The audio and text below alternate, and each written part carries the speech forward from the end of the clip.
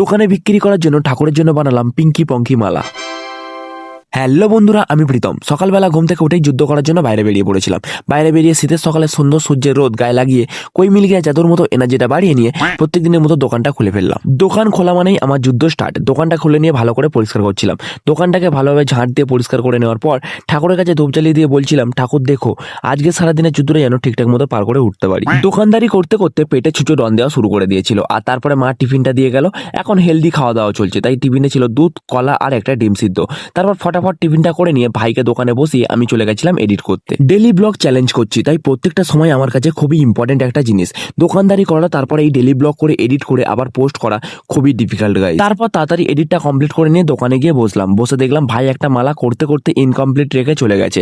তারপর ওই মালাটাকে আমি কমপ্লিট করলাম। ঠাকুরের জন্য পিঙ্কি পঙ্কি মালাটা কমপ্লিট করে ঘরে গিয়ে স্নান করে ফ্রেশ হয়ে বসে পড়েছিলাম খেতে।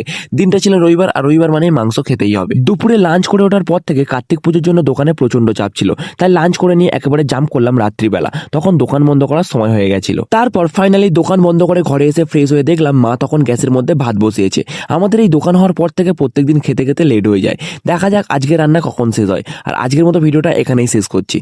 দেখা হচ্ছে আবার কাল নতুন কিছু নিয়ে। Till then, by.